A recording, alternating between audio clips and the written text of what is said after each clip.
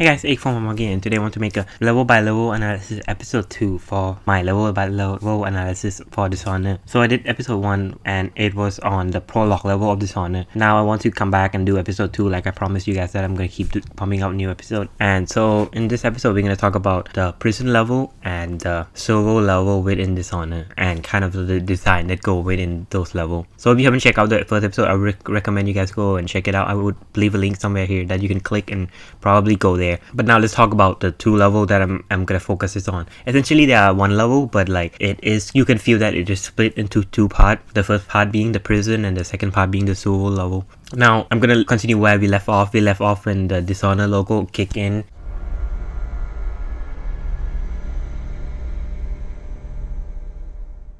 After the logo kick in, we see Corvo getting tortured by the torturer, and while Royal Spy Master and Campbell stand watch, and we see on the wall saying order shall prevail, which we're gonna see more of that in the level. Corvo was forced to sign the confession for the crime that he quote-unquote committed, which is the murder of the Empress Jessamine, which we know that he didn't do, but he is being blamed and being accused of doing that. And Corvo being Corvo, he don't accept those terms, obviously because he didn't do it, and he is willing to get tortured for it, because he didn't do it. And we also get to know that Empress is dead, and we know Emily is hidden away. The Empress is dead.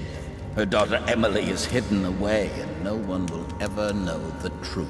So we know that Emily's still safe. We could potentially still save her, that she isn't assassinated as well. And we also find out that Corvo is getting executed tomorrow. So this is the last chance for us to escape. This is it right now. If this doesn't work out, then Corvo is getting executed with or without the confession of murdering Jessamine. Tomorrow you'll be executed, but it's for a good cause.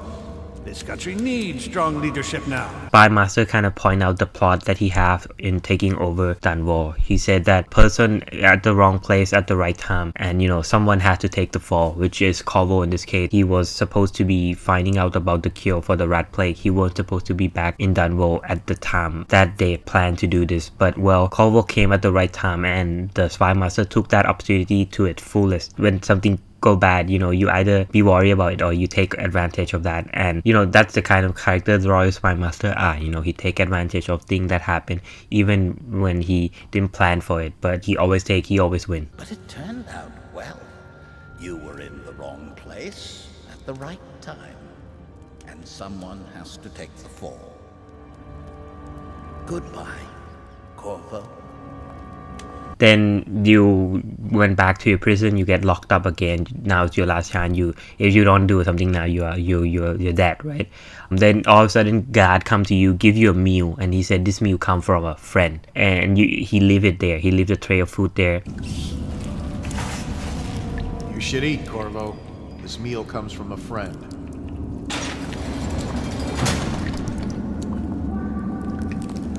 And a lot of people are speculating who this guard is. There's this crazy speculation, wide theory going on the Dishonored subreddit, where people are saying this. Is this the same guard we see in the prologue level? Is this the one we see later on in the game? Who is he? What's the significance he has? Does he work with the Royalists? Or whether he worked for someone else? Will he show up in Dishonored too? There's a lot of speculation on that in the subreddit. If you want to go check it out, I'm gonna leave a link to that as well. Under the food, we found a letter from a friend, and we also found a key that let us unlock the cell, right? So that we can escape from the cell. The letter mentioned that we should get weapon, and one would be provided for us way later on. There's a blade right out of the room. You pick that up, and now you also have a weapon to fight to escape the prison. And the prison environment is done in quite an interesting way. There's other prisoners around, and they would make comments as well. If you go close to them, you talk to them, they would encourage you to kill the guard because they don't like the guard. Then you come across this two enemy, which is done in an interesting way because there's one door, one way in, one way out. Technically you can jump over the door, but like more player when they go in, there's going to be really one door that you can go in and go out. So that let player look at the enemy and see their kind of moving pattern, where they're moving. One guy would be moving there, this guy would be talking to this guy, right?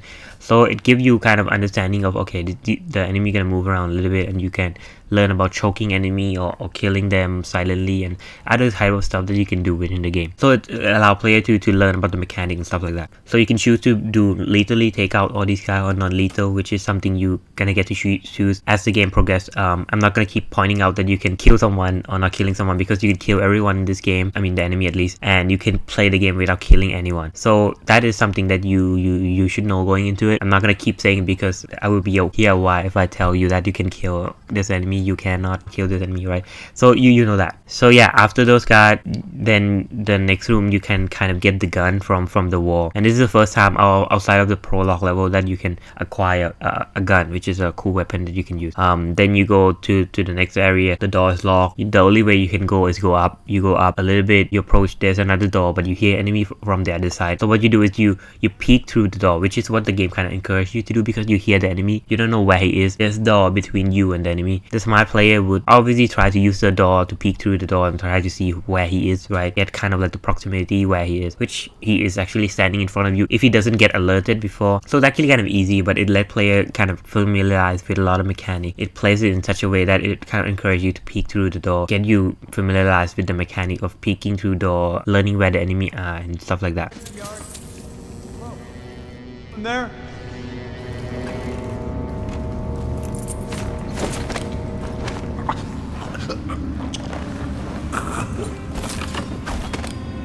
Then you enter the yard area, and the yard area there's this prominent of order shall prevail, with that I keep saying because, well, it seemed to be ongoing theme in the prison. And then you can take out that guard, you know, and then you hop down a little bit and you enter the interrogation room, right? In the interrogation room, the place where you were interrogated, trying to force you, basically torture you until you confess for the crime that you didn't commit. Now you finally approach this in gameplay, not in cutscene like before, and now you can kind of walk around a little bit. And if you listen to the audio recording that Royal Spy Master leave there, it kind of gives you a sense of characterization that Corvo is. He mentioned that Corvo is tortured in such a way that if it was any two other men, you know, they would be confessed by now. But Corvo, being the badass that he is, he wouldn't confess. He is stubborn enough to keep going. Corvo's unconscious again, though he's taken more punishment than the two men we brought in for interrogation. When he wakes, we'll start again. There's also a really good environmental storytelling. If you look around the room, you slowly realize how narcissistic the Spy Master is as a person. You know, he have this huge self-portrait in the interrogation room. So no, you look around, there's this huge portrait of himself in the interrogation room. Okay, this is not his room.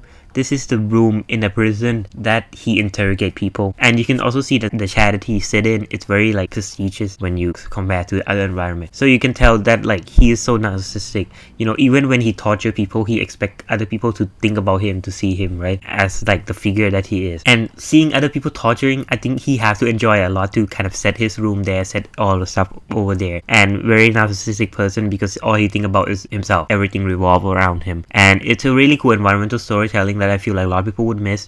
If they just walk into a room, they see a self-portrait, they're like, okay, there's a portrait there.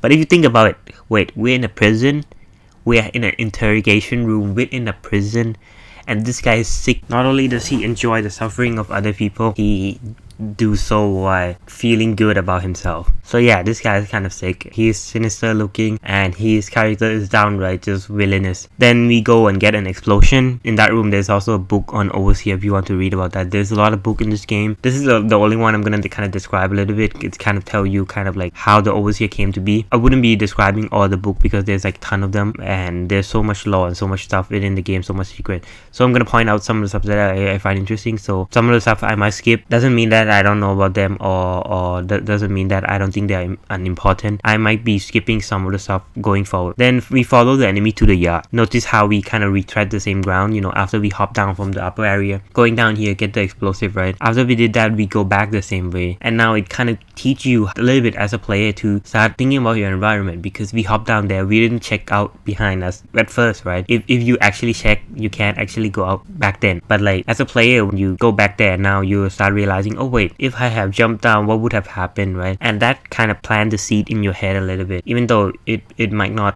be the case within this level, but going forward in the game is going to be more expensive, more open-ended, and now you can do a lot of things, and the games want you to start thinking that way. They want you to think in terms of Dishonored level design as well, and I think that's a cool way to teach that. You let player retread the same ground, and now that the door is unlocked, you see the guy walking past it, you're like, oh wait, I could actually have been at that door. It does a good job teaching player what to do going forward. So you approach these two guys, and the environment actually encourages you to peek around corner, which is what we learned before from the last episode. The prologue, we play hide and seek with Emily, and the cover we use in that tutorial is exactly the one we used in this small area. So it actually kind of repeat the same thing, so that the player kind of think back, oh wait, we did this before, so I can do this now. Even if you forget about the peeking to corner mechanic, right? When you see this, it might jog up your memory, and you're like, oh wait, I remember this, right? And it's a really good way to encourage players to do things without explicitly telling them to do it. If your teacher, you does this a lot, you teach students about certain concept, or maybe you talk about something that is similar to the concept, so that the student kind of jogged up those concepts and study, so that they could understand or study better. And teacher do that a lot, and that's the exact same thing in game. You want to teach player how to play the game, the design philosophy of the game, but you don't want to tell them. It's about teaching player to small design decisions that would help aid their understanding of the design that go within it, and how they kind of expect the player to play the game. So yeah, so the same cover, it jog your memory a little bit. Oh, okay, I can do this. I can peek around corner, and it's really useful here that you can see the enemy and kind of sneak by them if you want to sneak by them. Then you can enter the control room, and there's also a small door that led back to your original cell, the cell that you escaped from. So the game kind of already tell you a little bit. If you go through that, you're like, oh, okay, so all these areas are interconnected, which is going forward gonna be the case, because the game is every level is kind of like its own open world if you think about it that way. The whole game is not open world, but like every level feel like an open world level, because there's so many things interconnected, and there's so many ways you can go and use different ability to do it. At this point, that isn't the case, but the game kind of give you a hint of that, so that you can kind of familiarize yourself a little bit. So not only that, there's like 3 different guards in this area, right? And it's super hard to take these guys out. There's one guy patrolling, and you don't want to take that guy out because the guy inside would see it. So what you want to do is take the guy inside out first, then you can take the guy on the outside. But that's actually kind of difficult, because you have to time everything right, but you can do it. But a much better way is to actually just climb up the pipe. There's actually a pipe that you can climb, and it kind of go around and on the top of the enemy, and it let you progress to the next area without using the control room. So if you want to actually go it without using the pipe, you have to go into the control room, use the controller to open the metal gate door that would allow you to go access the next area. So the game already gives you a hint of like, okay, there's multiple ways you can use to access the same area to move forward, and it's super cool. Then you take out the 2 other guys in the next area. You set an explosive up to blow the prison door so that you can go out, right? But you can do it in 2 different ways. You can run away from the explosive that you just planned, just to avoid the blast radius of the explosion, or you can hide in the small box corner that allow you to hide a little bit, and you're like, okay, this is actually kind of cool. They actually put it there, allow player to have like, decision if they're like, oh, maybe I should run away, or maybe I don't have enough time to run away, maybe I hide in this box. Would that work? It does work. The game, like I said, it's a game about choice. It's always a game about choice, and these small choices is what I appreciate about the game. It's the tutorial area. They don't want to make things too crazy, but they keep this small choice littered throughout, so that player familiarize themselves a little bit. They start thinking the same way that the developer want them to think. Then after the prison has been explode, right? The gate to the prison has been exploded. The alarm go off, right? Everyone is everywhere trying to figure out what is going on, right?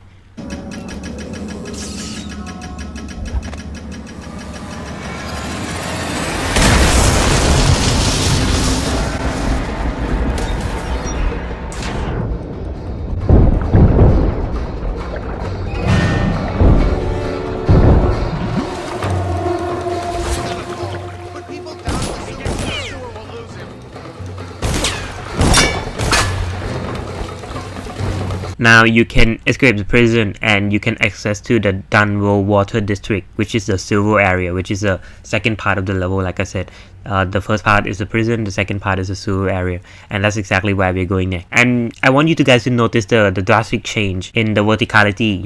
Within the prison, you're actually going up and down a little bit. In the first area, you walk through enemy, then you go up a little bit, and then you go through the yard area, you drop down a little bit, you go under the yard area, and then you go back up again. It kind of go up and down a little bit, right? And it actually feel very confined because they are obviously a prison, so everything feel very enclosed. There's only so much in terms of verticality, but as soon as that gate blow up, right, there's this huge jump that you have to make, and you do this leap of faith, jump down into a river, right, and you go to the other side and you can access the silver. And now the game kind of play with the verticality and start making you think about, like, going forward there is gonna be like a huge gap, there's gonna be a lot of stuff you can climb, and verticality is something really awesome in Dishonored if you have played. But like this level kind of hit the player at first. I like to think that the prologue is like this, right? It's a set piece. In games like Call of Duty, they have set piece, right? Everything is predetermined. There's not a lot of stuff you can do in the prologue level. You're just walking, you're talking to people, and that's it. It feels very Bioshock Infinite right? Bioshock Infinite, like at the start, right? And then the prison is kind of like there's actually one or sometimes two way to go. Usually there's like one right way to go. It gives you a little bit of illusion of choice, and there actually sometimes is a choice that you can make, but it's not too obvious. When usually they are very minor. Well, when we go to the silver, the choice start expand a little bit, and it's a really cool way to do a tutorial for a game that it's all about choice, because not everyone is familiarized with how decision making is gonna work within this type of game. So it makes sense to go with the narrow first and slowly expanding people's choice so that people could slowly understand the mechanic. And keep in mind, we haven't had supernatural power yet, by now. So it's really cool because the game has been advertised on having this superpower, supernatural outsider power. You don't have that yet. They slowly want you to know about stealth mechanic first, know about stuff first. They don't want to climb the player with so much stuff just yet, and they still done that in such a way that give players a little bit of choice, give player a little bit of taste of what to come. So escape the prison, huge verticality, playing with the verticality. Keep that in mind when player going forward, like, okay, there's verticality now. And then you go into the silver. The first thing you go into silver, like I said, right, the prison area feel very limited, right? Not a lot of choice is very illusiony, or there's only one or two choice. As soon as you enter this hill, I shit you not, the first door you can go over that door two way. You can hop over the door, or you can open the door. I know it's just a fucking door, right? It's just a fucking door, and you're supposed to get past that fucking door, and that's the first door you come across in silver. But it gives you two choice. And I know it sounds dumb, but in my mind, that is clever, because go up until that point, there's now you have different type of gameplay already. Some people jump over some stuff, some people kill everyone they come across, some people choke on an enemy. But in terms of level design, it feels very limited, right? But now you have two choices. You can jump over the door, or you can open the door. It seems very small. Different people are gonna do different thing, and you can. It's really cool. It's just like, okay, some people may be like me, right? Like have really short attention span. They see a door, you can jump. I just jump, right? Some player, they play very immersive, so they walk up to a door, they open the door, right? It's a very small thing, but it gives player choice, and it anticipates the player until the point where these choices are starting to become more and more meaningful, right? Jumping over a door or open a door doesn't create that much change, right? Like in terms of meaningfulness, but like going forward, that would be the case, and I feel like that small little touch is really nice. And the next door you come across is locked. You notice that there's a swarm of rat behind the door. You're like, oh my god, I don't want to go there. Then there's a letter on the wall telling you to go forward. You would come across someone who would help you, your friend, right? You climb over the whole thing instead, because you can't go through the door, obviously. You crouch down. You have to move slowly now because you have to crouch, right? And that's a really good way a lot of games like to do. Oh, they put you in a position where you have to crouch, and now you have more aware of your environment. And all of a sudden the door open, two guys walk down the door, and the rat swarm that you have seen before now interact with those guards. Those guards are being eaten alive by the rat. We'll get Corvo. You're afraid of him?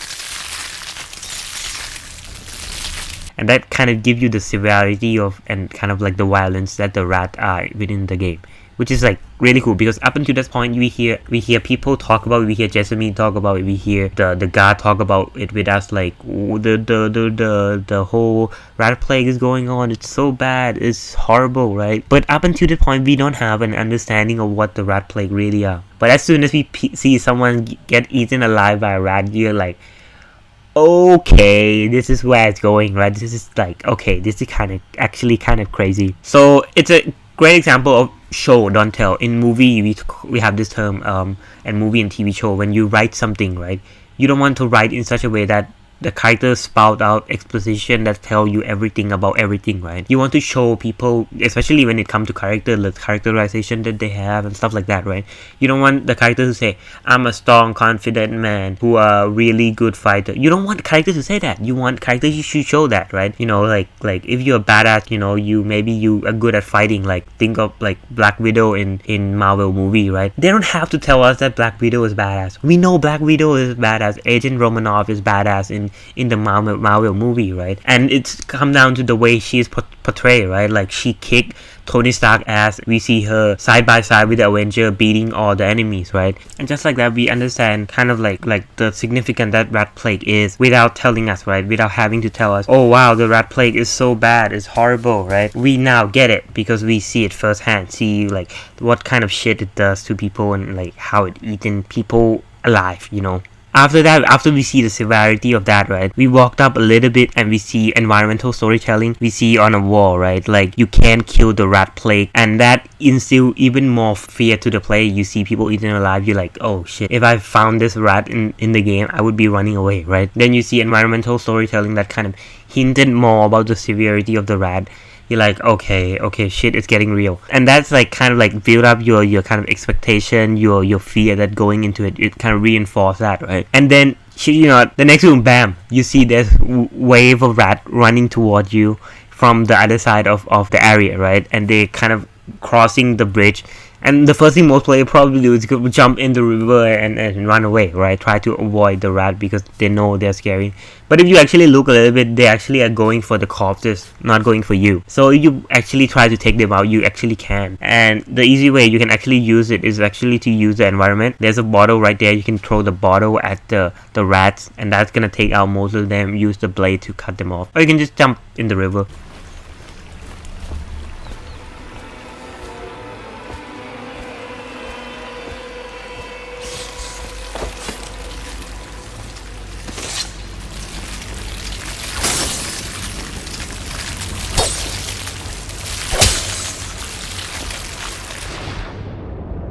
Then you go through the level a little bit, you climb out of the water, right? And you see a dead couple who, you know, hug each other, and it's very emotional, like, and you start reading the diary that they left behind. It's like, what happened is that they run out of elixir, which is what uses to prevent the plague consuming them. And so they run out of that, and so they sit together, hug each other until the end of the world. It's, oh my god, it's very emotional, and it now gives you more sense of like, oh, okay, this doesn't only impact when the rat eat you, it also impacts in terms of survival as well. You know, if you don't have enough money, you don't have enough resources like the elixir, you're kind of fucked. Like, you live in a society that like people don't actually give a fuck about you, right? And you have to hide in the silver, and that's it. Like you're dead, right? And the couple, they die together, hugging each other, you know, at the last moment of their life. Very emotional, very good way to hit the play right there, and like snap play in, immerse player in, right? After that, it's actually kind of genius. They put a corpse on a crank wheel. Now this does a couple things. In terms of story, I like it, and in terms of gameplay. In terms of story, in terms of context of the game, it forced player to move the corpses out of the crank wheel. So there's a crank wheel, you have to use it in order to advance forward. So you have to move the body out of the wheel, right, in order to move it, because it is stuck with the corpses in a way. Now up until that point, player are kind of like a tourist. They went to the silver, they see people get eaten alive, they see a couple who pass away together at the last moment of their life. You feel kind of shitty, you feel kind of sad. But now you have to interact with the corpse. Up until that point, you're not forced to interact with any corpse at all. You're not forced to kill anyone at all. But now you're forced to do it. Now you're forced to, with a decision, to have to move this corpse over. And it turned the player from an observer into an interactor. You know, it turned them into someone who is part of this world now. And this, you see this a lot in especially in the corporation world, right? In business and company, right? They have different hierarchy, right? And the people in the upper management, they don't care about what people in lower management does, like people who are doing all the real work, right? And most of the time it's not because they lack empathy. It's just that they don't know about those people. They don't know the suffering that went through the people, what they actually been doing, you know. And it's one thing to observe, one thing to know, and it's another to get your hand dirty, you know, get involved with it. And that's exactly what this does. It forces you to take that body and put it somewhere else. In order for you to advance forward, you need to take this corpus away. And it's a small things, but it's emotional. It's like, in order to advance forward, you need to sacrifice a level of humanity that you have. You know, you have to disconnect yourself just a little bit from the corpses that is right in front of you. So in terms of immersive design, I like it a lot. In terms of gameplay design, it teaches player to move corpses. So up until that point, you could avoid all enemy, and you never carry a body before. You might avoid all enemy. You didn't choke a single person. You didn't kill a single person. You never carry a body before. That forced the player to carry a body. And number two, it forced player to know how to use the wheel. So the wheel, you have to hold it in order to spin it. That become more interesting later. So moving forward a little bit, right, we see guard dumping body, and this is where everything kind of come together. Now the fear of rat that you have come in, Norman that you have know how to carry body around, and the crank wheel, everything come together. So we see the rat, we know the rat follow the corpses. We see there's a bunch of corpses being dumped down into the sewer. We can use that to attract the rat. It's actually, in terms of puzzle, it's actually kind of simple, but like in terms of player, you know, the decision you're doing right now, you're throwing corpses as a bait in order for you to survive. You're putting your own survivability over your morale a little bit. And it's also interesting in terms of gameplay, because all these mechanics you've been taught before. You know, rat follow corpses, they follow that over you, right? Like if there's corpses to be eaten, they would take that over the player. So now, you know, I can use corpses to use as bait. We know how to carry body now because we were forced to carry a body. So you know how to move body around, how to throw the body, and we know how the crank wheel works, hold X in order to spin it. And with all those, this become like a small puzzle thing that you have to solve, and it's also really messed up. And they did all that, and at the same time the guard also name drop flooded district. The guard talk about flooded district where they were supposed to dump the body. Aren't we supposed to load the bodies in the carts headed to the flooded district? Yeah, but screw that. That's too far. I don't want to catch the flak. You? No. Doesn't the elixir prevent it? Maybe. Either way, let's just jump them down there. Harass them.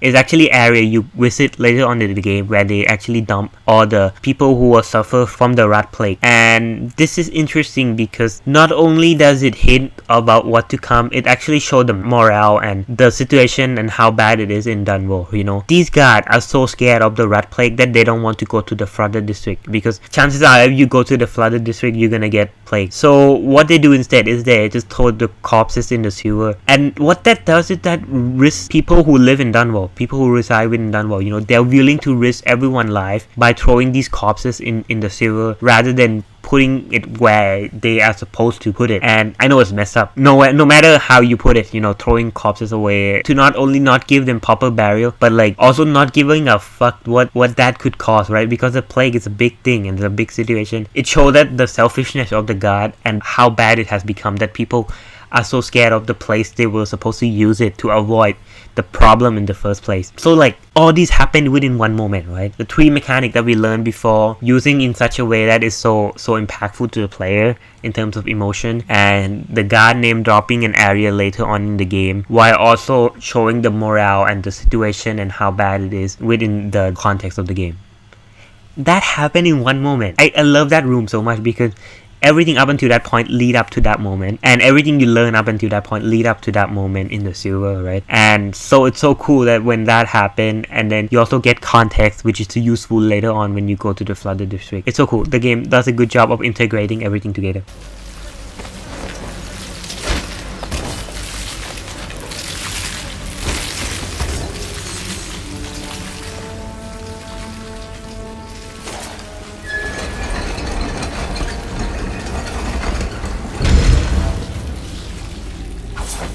Then you come across the chain, you climb up the chain. Very simple, right? You know how chain work. It's the first time we come across it, so I pointed out. Then we found a trap. This is a common trap in the game. It basically you trigger like a line trap, right? And boom, explode, right? So if you're not careful, you trip the mine, right? It trigger like an incendiary bolt that shoots like a bolt at you, and it explode.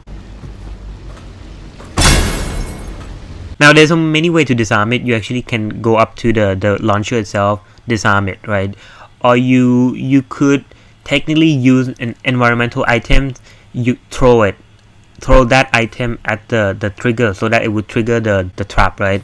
But the trap is triggered when you are not close to the proximity of the explosion, so you don't get hit by the explosion. So there's two ways you can do it, so it's interesting how you want to do it. Then you can get your equipment. This is actually predetermined, so you come across this and you get your sword and your crossbow, and you need to get this because there's a key, and in order to advance forward you need the key. So you get your sword, you get your crossbow, very useful, right? Like the sword you used before is not as good as the one you get as Corvo. It's gonna be your signature sword going forward, and crossbow is really useful. You can use it for a lot of things way later on in the game.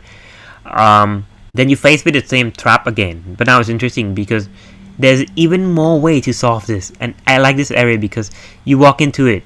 Okay, if you think like it is the same way, you use the throwable object, you throw it, it explodes. Okay, right? You can advance forward. You can jump over to the actually right side. You know, if you look to the right, you jump over it, and then you jump on top of a pipe, and you can jump onto the other side, you know, so that you wouldn't trigger the launcher.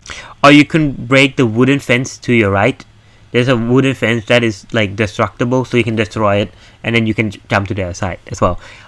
Or you could slide under the line trigger like a James Bond, right? Like slide under it. Super cool, super awesome, super badass. So you can do all those things within one trap, within one room, within one area. So Level-by-Level probably gonna solve that in different way, and that's the beauty of Dishonored is like how you choose to play. You know, I keep saying things get more and more expansive. This is exactly that. We start seeing the mechanic being piling on top of each other. At first, you know, okay, there's two ways to solve it. You either disable it or you trigger it with the environment. Now you can jump over it. Now you can break the fences, so you can hop to the other side. You can slide under it. There's so many different ways now, so it gets more and more cooler. Then there's safe you can open later on. There's gonna be a lot of safe in the game. This one hinted as the whiskey. You look at the whiskey, you can, there's a code 451 is the one I always get. You put in 451, it open, and then you get some stuff inside.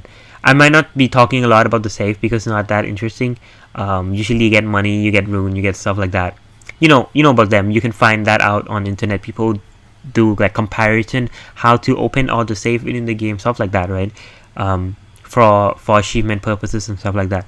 But if it's interesting, I would point it out. If it's not interesting to the story, I wouldn't point it out going forward. Then the game gives you the drop assassination tutorial, which is really useful. You know, you get on top of this guy and you're like, okay, how do I take this guy out, right? You could hop down, choke him out, stuff like that, or you can drop assassinate him, which is really quick, and the game kind of hinted you at doing that. Then going forward, this bunch of enemy, you can approach them, kill them all, do it non-lethally or however you want to do it. But the easiest way to do it is actually walk on top of them. There's a pipe area that go everywhere that you can use, and there's also a hidden room with a stash with a little bit of money, a little bit of coin.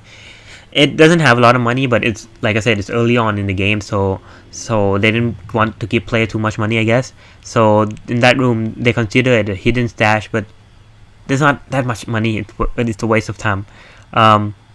But the game give you like a bonus condition when you beat it. It's like, oh, you found the secret hidden stash or whatever. So I just pointed out, but it's not that interesting. You get past those wave of enemy, right? Like you could use the crossbow that you just get. You could fight them all off. You could do it non-lethally. You could, like I said, use the pipe and avoid all of them, which is what I did. Then after that, we see a train kind of fly overhead us, right? Like there's a railway of train going above us when you walked out of the silver area. Attention, Dunwall citizens. The assassin Corvo, responsible for the murder of our fair empress. And what that does is it creates a loud noise, right? So human, we are attracted by loud noise, and so when we hear that, we look, right? Like in this case, we look up, and when we look up, we also see something else. We also see a speaker, and speakers start, you know, saying stuff, right? Speaker don't say stuff, but like there's a distribution of information going on in terms of like the government and stuff like that in Dunbar, right? And they try to distribute information and stuff like that. And what is so cool is that you look up because of the train, but by the time you look up, right, you learn about the game. You learn two things about the game.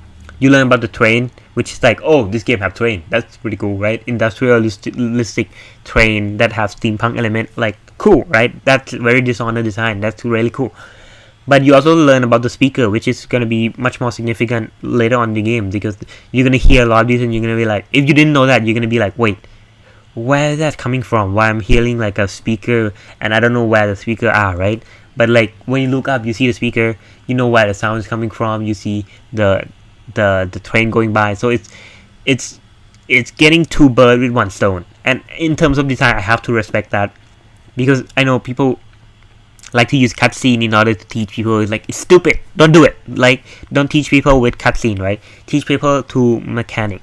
And in this case, they use sound to attract attention of player, and they does that in such a way that they would be able to teach player two things at the same time by using one sound and one element, right, of surprise, basically. And like, yeah, you learn about the train, you learn about the speaker, really cool, right? Learn two things in once. Then finally, after everything, after going to the prison, after going to the sewer, we actually see the light at the end of the tunnel. Literally, when you walk out, you see like a huge ray of light, and then we hear a really friendly voice. Someone seems really friendly to us, and he calls us Corvo. The City Watch at once. Corvo, over here. Quickly, I'm a friend. And you know, we approach this guy. This guy named Samuel. He say he is the one. He's a friend that is, you know, been helping him. There's people who want to meet him, right? There's people who support him in helping you. And at the same time, you also see the whale hunting boat going behind him, and it's really cool. You know, everything come together to kind of welcome player to the world of Dishonored. You know, you see the whale hunting going on. You see Samuel. You see the sunlight. You see, actually, like for Corvo, you know, he's been stuck in prison for a long time. So this is a sunlight that he haven't seen for quite a while. You know, he's stuck in prison, then he go into the sewer, and finally he come out of all of that, seeing a sunlight, seeing the light at the end of the tunnel, and actually going about doing the mission he want to do when he was betrayed, right, when he was dishonored. And that set the stage for what to come. So if the first level, the prologue, kind of set you up for things to do, right, this level kind of push you closer to accomplishing those goals. When Corvo escaped the prison, it's not only Corvo, it's also us player as well. You know, when Corvo escaped the prison, we as a player also escape the prison. We get more choice in terms of gameplay. At the start of the game, you know, there's very limited choice. After we are Dishonored, right, we're stuck in prison, we don't have a lot of choice. And that the level design kind of reflect that. The civil area, there's more choices, but again, it's not that much in comparison to the rest of the game. But we actually slowly see the choice being more expensive. And in terms of Corvo mind as well, it's like he actually get more choice. He actually have an opportunity to do things that he want to do now, like save Emily, right? Getting revenge for what was done to Jessamine and what was done to him. Taking down Royal Spy Master and all these people who are working with him, alongside him, right? And so it's that set up quite a cool stage, you know, and it put the player and Corvo frame of mind in the same frame. In terms of his character, he might look at it in terms of like, okay, now it's a time I can get to do things. But in terms of us player, it's also time for us to actually do more cool things, right? And so yeah, that's like the prison and sewer in a nutshell. You know, it's really cool. There's slowly, like I said, prison feel very very tight, and then the sewer get bigger. You know, you actually get more choice and more expansive. There's more verticality. There's more stuff the game start playing with, right? Like you actually have to go into the river, right? The sewer passageway. There's actually jumping, going up, going down, you know, there's train, there's so many things. So the game would only get more and more expansive from here. And yeah, Samuel take you to Pound's Pit Pub, which is the area that is going to be your base area until the rest of the game. And he talked about this man named Havelock, who he believed, who Samuel believed to be the only one who can save Emily. If anyone can, it's him. And he also talked about the royalists, people who are coming together to take back the throne for the rightful heir, which is Emily. The Admiral's a man to be reckoned with. If anyone can help you find that missing girl, Lady Emily, and clear your name, he can. So yeah, this video actually take quite a while to make. You know, when I originally made this type of video, I thought it was gonna be kind of quick, but yeah, like this actually took me a long time. If you look at this, actually write out like kind of analyzing. Wait, not these, but wait, these, right? I actually have to go through like the level, try to play through it, and look for a bunch of stuff, bunch of cool stuff, like, and try to point it out to you guys and try to analyze it in such a way that it is interesting. Like I said, I'm probably gonna miss a ton of stuff, and there's also stuff I purposefully miss as well because the video would be too long. This is already a really long video already, but I would keep doing it. I would keep going through the game and trying to find new interesting stuff for you guys. And in terms of design, this game is awesome, man. There's so much you can analyze about it, you know, like there's stuff that I skip even in these as well. So yeah, more episodes are coming soon. Like I said, I'm gonna ramp up production. I keep saying that, but I don't know if I can do it. This video is gonna take longer than it usually does as well. Like the last video was really short in comparison to this one, but like the analysis is going to just keep getting better because I'm getting better at doing it as well. You know, like I'm starting listing stuff out, and someone recommended in the last video that I should do longer segment, right? That I shouldn't be relying on jump cut. You know, I should rely more on scripting and stuff like that, and I think he's right. Like, and thank you for the comment, thank you for all the support, right? It means a lot to me, you know, when someone tell me like, oh, I like your video, I'm like, cool, that give me a reason to keep doing it, right? Like if no one say it, no one like comment, I'm like, okay, maybe I move on to other project, maybe I try other stuff, maybe I focus on studying, right? So your word mean a lot. Thank you for everyone who watched, thank you everyone who liked the video, thank you for everyone who comment, thank you everyone for constructive criticism. These videos take a lot of effort, I keep saying it, and I mean it. Like it's the most time consuming out of every video I make, you know, retrospective series or video game I like and other type of analytic news video. None of those take as long as this one. This one take the longest easily. Analysis alone, gameplay alone takes so long already. But yeah, like I love doing this. I know Dishonored fan like it as well.